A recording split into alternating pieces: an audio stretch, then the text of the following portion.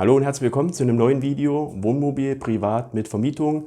Mein Name ist David und heute dreht es sich ums Thema Allwetterreifen für Wohnmobile, Camper, Kastenwagen und Co.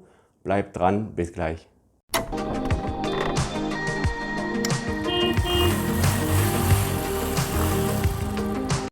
Schön, dass du dabei bist. Jetzt gibt es erstmal einen Überblick, wie das Video ablaufen wird. Grundsätzlich schauen wir uns erstmal das Thema der Einstellung und der Vorurteile zum Thema Allwetterreifen an.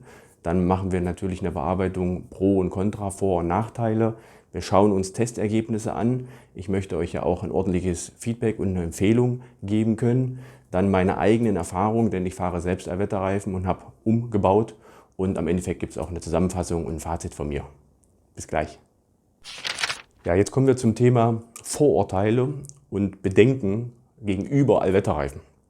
Es ist so, dass die Allwetterreifen natürlich irgendwo einen schlechteren Ruf haben, weil man immer sagt, das ist nur ein Spagat. Die sind weder so gut wie die Sommerreifen, noch sind sie so gut wie die Winterreifen und die können das nicht abdecken. Ist auch irgendwo berechtigt. Aufgrund der Materialien sind die nicht so weich oder hart, ne, wie man es im Sommer bzw. Winter eben benötigt. Ne. Im Sommer braucht man ja dann die härtere Mischung, damit die nicht so weich wird, wenn es heiß ist. Und im Winter braucht man eine weichere Mischung, die nicht so schnell durchhärtet. Das ist natürlich bei einem Allwetterreifen nur ein Spagat. Allerdings gibt es Situationen, wo der Allwetterreifen eventuell besser wäre oder ist wie so ein Sommerreifen. Zum Beispiel, wenn man im März mit einem Winterreifen unterwegs ist und es schon sehr heiß ist mittags. Oder man ist zum Beispiel im Oktober noch unterwegs mit einem Sommerreifen und man muss früh auf Arbeit und es hat vielleicht schon 3, 4, 5 Grad nur. Und man wird überrascht von so einer richtig kalten Nacht. Dann ist die Frage, muss sich jeder selber erstmal grundsätzlich die Frage stellen, wäre da der Allwetterreifen nicht besser gewesen wie der Sommerreifen? Aber wir schauen uns das noch genauer an, wie das jetzt mit den Vorurteilen überhaupt ist und ob so ein Allwetterreifen wirklich so schlecht ist. Denn die Qualität des Produktes, des Allwetterreifens, hat sich stark verändert. Jetzt kommen wir zum Thema Vorteile, Nachteile, Pro und Contra. Ganz klarer Vorteil ist, man spart sich einen Reifenwechsel, wenn man Allwetterreifen hat.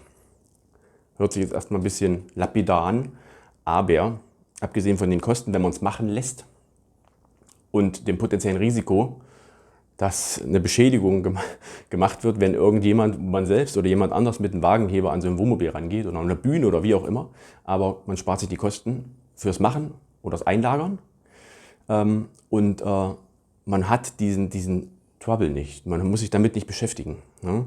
Ganz klar, man fährt einfach immer durch, das Mobil ist immer einsatzbereit. Und auch die Lagerung, wenn man es selbst macht, weiß jeder, man muss die Reifen irgendwo hinlegen und meistens, die liegen immer irgendwo im Weg oder stören. Ne? Das ist ein Riesenvorteil, kein Thema mehr. Außerdem die Kosten, denn man muss sonst, ohne Wetterreifen hat man 2 Sätze, Sommer und Winter. Das sind natürlich zusätzliche Kosten. Jetzt ist es natürlich so, dass man kann sagen, ja, aber Allwetterreifen, die fahren sich dann schneller ab. Und dann muss ich dann am Endeffekt doppelt so viel Allwetterreifen kaufen. Also ich muss dann in der Zeit, wo ich die anderen beiden Sätze gefahren hätte, Sommer, Winter, muss ich mir 2 Sätze Allwetterreifen kaufen. Ist in den allermeisten Fällen hier nicht so. Bei einem Privat-Pkw oder mit dem ich jedes Jahr 40.000 Kilometer fahre, ist das eine Sache.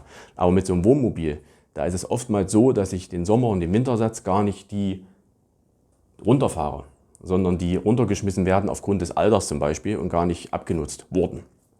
Deswegen ist der Allwetterreifen in dem Fall, in den allermeisten Fällen, ein finanzieller Vorteil, weil ich mir natürlich da nicht so oft neue Reifen holen muss oder beziehungsweise nicht 2 Sätze bezahlen muss. Nächster Punkt, teilweise sicherer.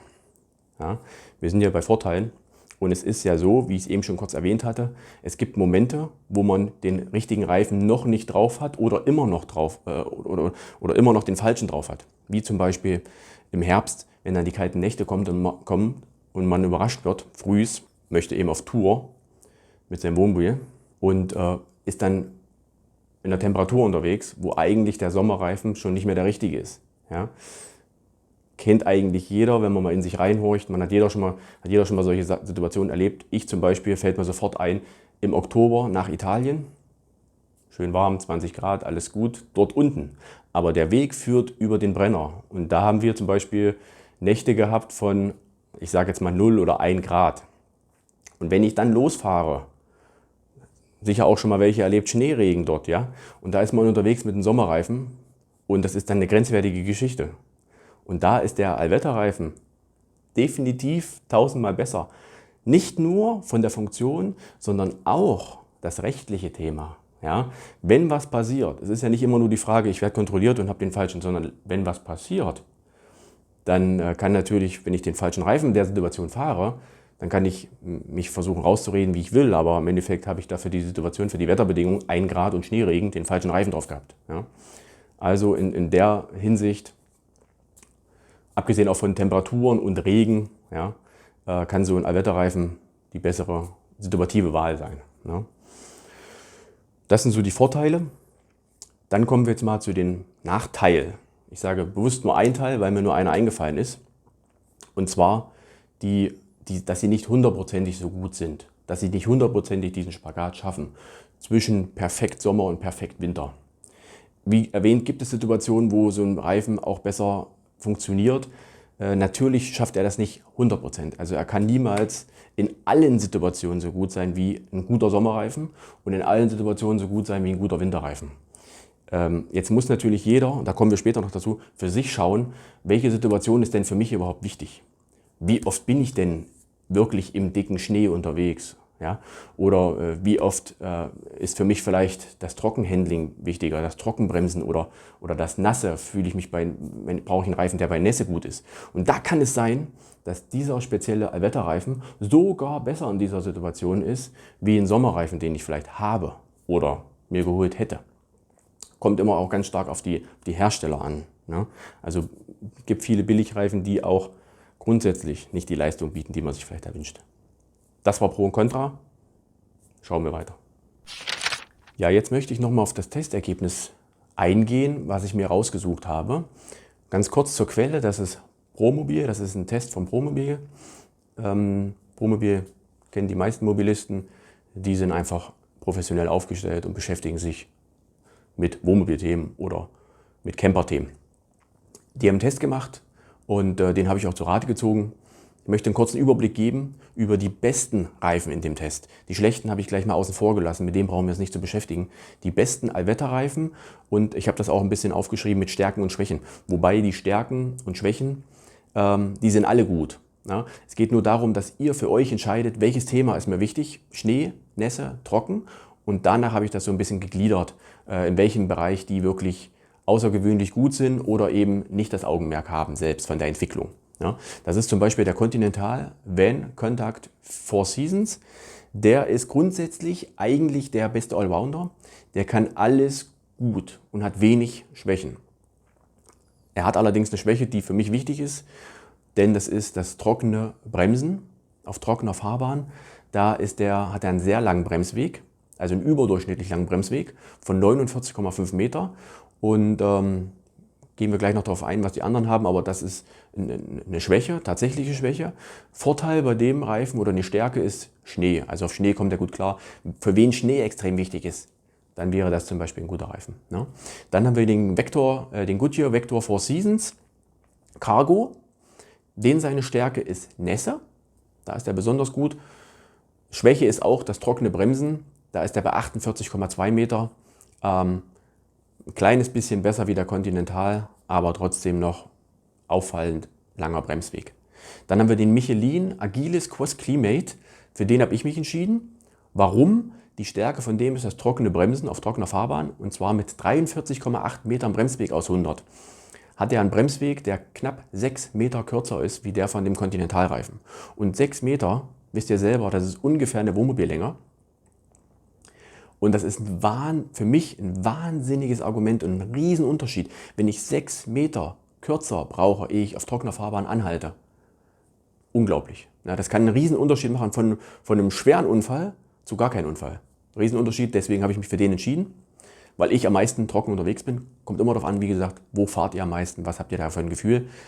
Von dem Michelin zum Beispiel die Schwäche oder was er eben nicht so gut kann, ist Nässe. Das ist jetzt nicht so sein Hauptbereich, ne? Wobei die Reifen, die ich jetzt hier nenne, alle keine wirklichen großen Schwächen haben, sondern das sind ja schon die besten im Test.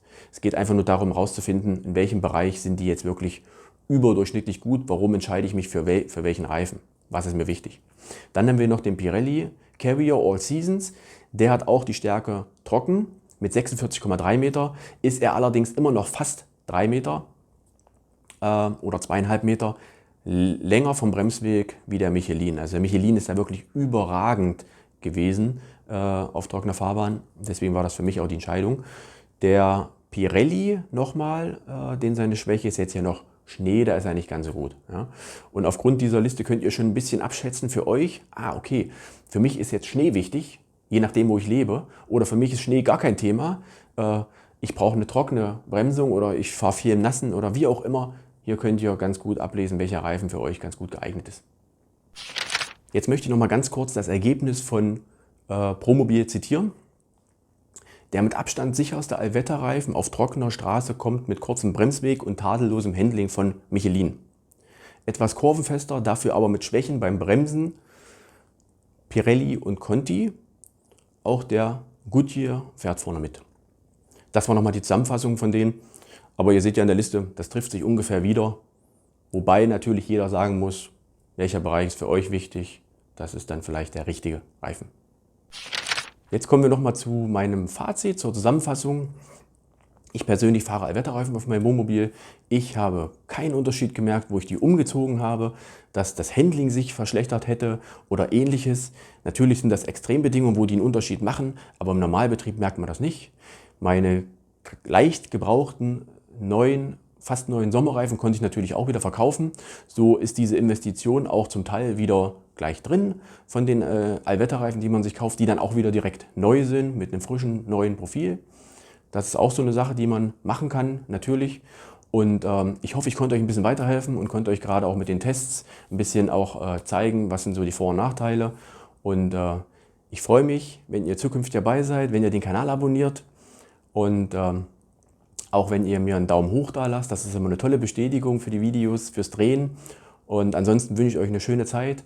Immer den richtigen Reifen und vor allem immer genügend Profil. Darauf solltet ihr achten. Lasst es euch gut gehen. Wir hören und sehen uns. Ciao, ciao.